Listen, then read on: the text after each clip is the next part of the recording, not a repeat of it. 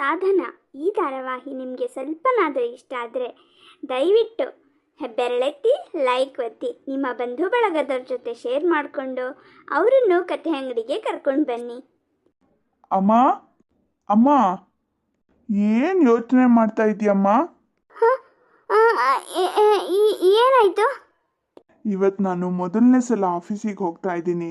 ನನಗೆ ಒಳ್ಳೇದಾಗ್ಲಿ ಅಂತ ಆಶೀರ್ವಾದ ಮಾಡಮ್ಮ. ಹ್ಞೂ ಒಳ್ಳೇದಾಗಲಿ ಮಗನೇ, ಹೇಳು.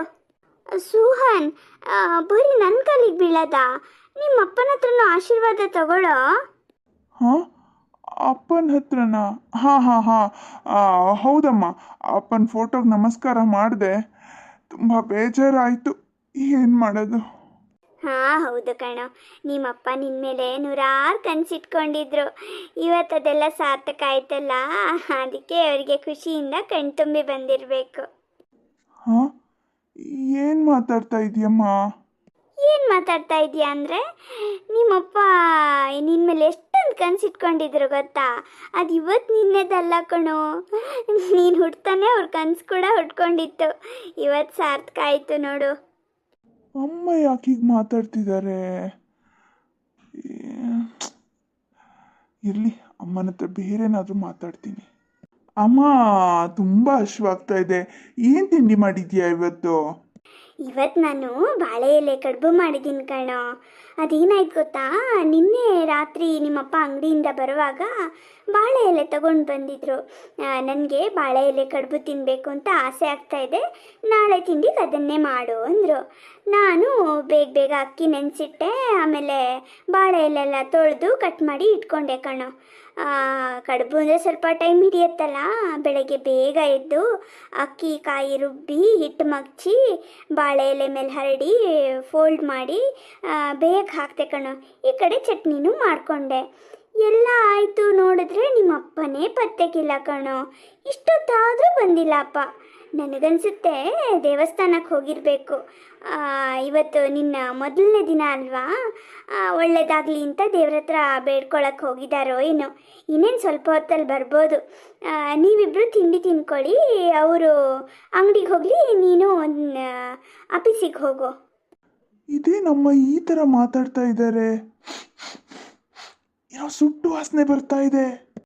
ಅಯ್ಯೋ ಅಮ್ಮ, ಅಮ್ಮ, ಒಲೆ ಮೇಲೆ ಖಾಲಿ ಪಾತ್ರೆ ಇಟ್ಟಿದ್ಯಲ್ಲೇ, ಸೀದ್ ಹೋಗ್ಬಿಟ್ಟಿದೆ. ಅಯ್ಯೋ, ಒಲೆ ಮೇಲೆ ಹಾಲಿಟ್ಟು ಬಂದಿದ್ದೆ, ಹಾಲು ಎಲ್ಲ ಸೀದೋಯ್ತೋ ಏನೋ. ಇಲ್ಲ ಕಣೆ ಅಮ್ಮ, ಹಾಲಿನ ಪ್ಯಾಕೆಟ್ ಅಲ್ಲೇ ಪಕ್ಕದಲ್ಲಿ ಇಟ್ಟಿದ್ಯಾ, ಖಾಲಿ ಪಾತ್ರೆ ಒಲೆ ಮೇಲೆ ಇಟ್ಟಿದ್ಯಾ. ಏನಾಗಿದೆ ನಿನಗೆ? ಸಾಧನಾ, ಅಮ್ಮ ಯಾಕೋ ಅಪ್ಸೆಟ್ ಆದವ್ರ ಥರ ಇದ್ದಾರೆ. ಏನೇನೋ ಮಾತಾಡ್ತಿದ್ದಾರೆ ಕಣೆ.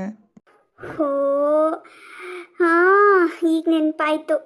ಒಲೆ ಮೇಲೆ ಹಾಲಿಡೋಕ್ಕೆ ಅಂತ ಪ್ಯಾಕೆಟ್ ತಗೊಂಡೆ ಕಣೆ, ಪಾತ್ರೆ ಇಟ್ಟೆ. ಅಷ್ಟೊತ್ತಿಗೆ ನಿಮ್ಮಪ್ಪ ಕರೆದ್ರು, ಅದನ್ನಲ್ಲೇ ಬಿಟ್ಟು ಬಂದೆ. ಅಯ್ಯೋ ದೇವ್ರೆ. ಏನು, ಅಪ್ಪ ಕರೆದ್ರಾ?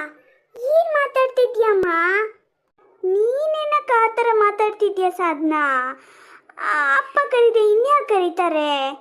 ಅಪ್ಪ ಈಗಂತೂ ಅದು ಏನು ಪ್ರೀತಿನೋ ಏನೋ ಕಣೆ, ಗಳಿಗೆಗೂ ನನ್ನನ್ನು ಕರೀತಾ ಇರ್ತಾರೆ ಗೊತ್ತಾ? ಇದೇನಣ್ಣ, ಅಮ್ಮ ಏನೇನೋ ಮಾತಾಡ್ತಿದ್ದಾರೆ, ನಂಗೆ ಭಯ ಆಗ್ತಿದೆ. ಅಪ್ಪ ಇಲ್ಲ ಅನ್ನೋದನ್ನು ಅವ್ರ ಕೈಲಿ ಅರ್ಗಿಸ್ಕೊಳಕ್ಕೆ ಆಗ್ತಿಲ್ಲ ಅಂತ ಕಾಣುತ್ತೆ. ಅದಕ್ಕೆ ಹೀಗಾಡ್ತಾ ಇದ್ದಾರೆ.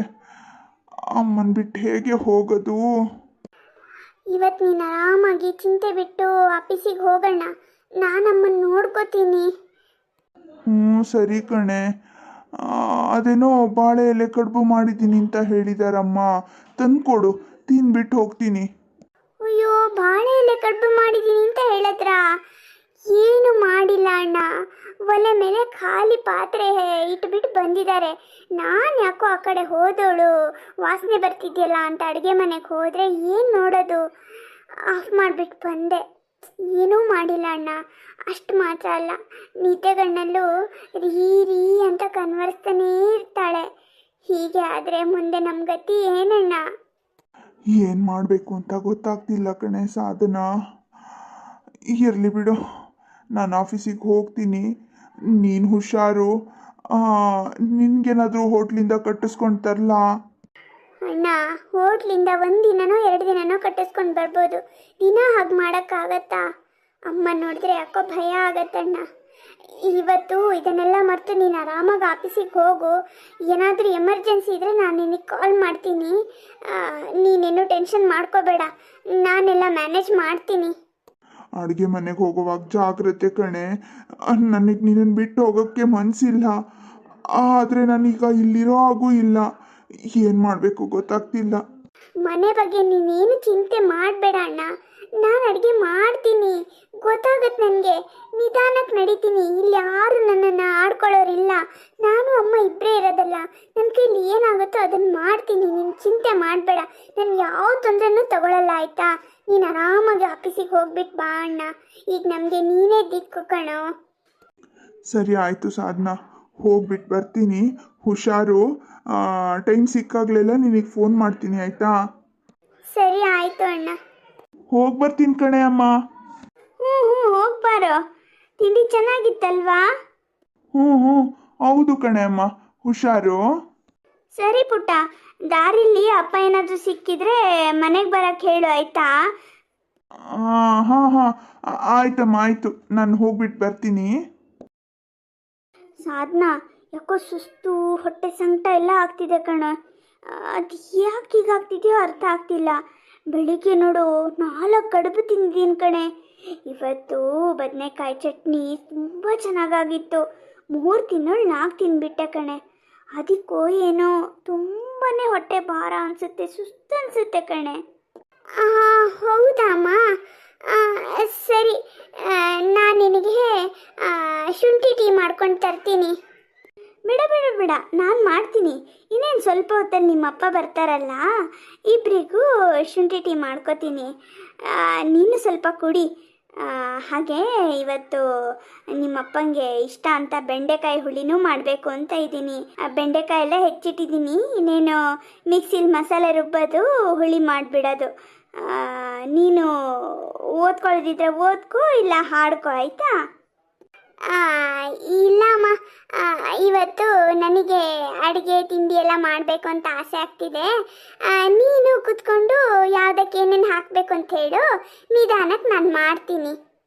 ಯಾಕೆ ಸಾಧನಾ, ನಿಮ್ಮಮ್ಮ ಮಾಡೋ ಅಡುಗೆ ನಿಂಗೆ ಇಷ್ಟ ಆಗಲ್ವಾ?